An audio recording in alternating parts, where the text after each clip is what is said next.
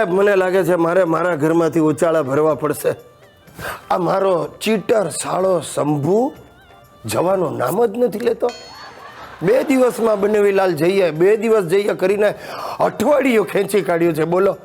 અને મારી બૈરી સુસલી અરે પહેલા હવે આવ્યો છે તો આ રક્ષાબંધન કરીને જ જજે એમ કરીને એને રોકી રાખ્યો છે.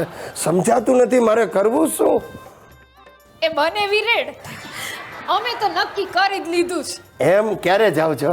શંભુને જવું હોય તો જાય, હું તો અહીં જ રોકાવાની. હે અહીં રોકાઈને હું તો ડાન્સિંગ શીખવાની છું. ડાન્સિંગ?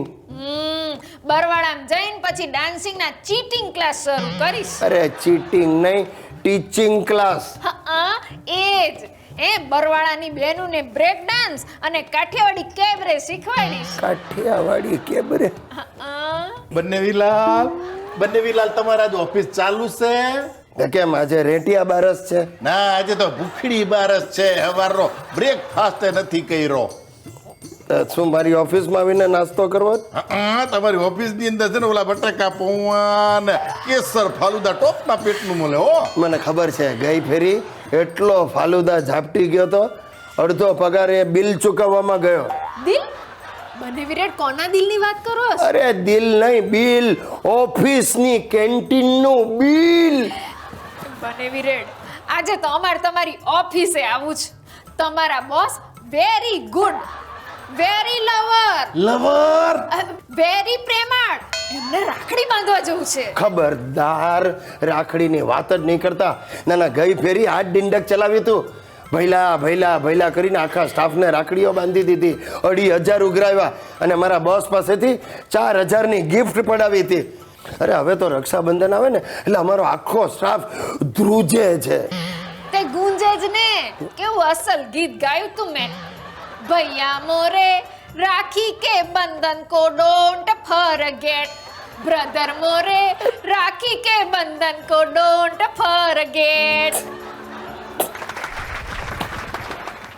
દોસ્તો, આ મહિનો મારે માટે ભારે છે. અમારા ઘરમાં પ્રસંગ છે. મારા સુપુત્ર હિતેશની જનોઈનો પ્રસંગ. એના જનોઈના પ્રસંગ માટે મારી બૈરી સુશીલા 1 મહિનાથી ઉછળી રહી છે. બધું નક્કી છે. જુઓ, સવારે હું કોટન સાડલો પહેરીશ, બપોરે બાફટા સિલ્ક, સાંજે સિફોન અને રાત્રે તો મને ડિઝાઇનર વેર જોર્જેટની જ સાડી જોઈશે. ટૂંકમાં 40,000ની ચોંટાડવાનો પ્લાન બનાવી નાખ્યો. અને આ હિતિયો તો મુંડનના બાને મને જ મુંડી નાખવાનો છે. સૂટ બૂટ શેરવાની અને સાંજે સિલ્કનો જબ્બો અને ધોતી. વળી પાછું એણે એના મામા પાસે એટલે મારા શાળા શંભુ પાસે સોનાની ચેનની દરખાસ્ત મૂકી છે. તે શંભુડાએ મને ફોન કરીને મારી પાસે લોનની દરખાસ્ત મૂકી છે. અને મારા દાદા એમણે તો નક્કી જ કરી નાખ્યું, વસરામ ભુવાનું જ જમણ જોઈશે. 500 જણા મિનિમમ અને 500 રૂપિયાની ડીશ. બોલો સાહેબ, આ ઉત્સાહના મહાસાગરમાં મારા કુટુંબે મને ડૂબાડવાનું નક્કી જ કર્યું છે.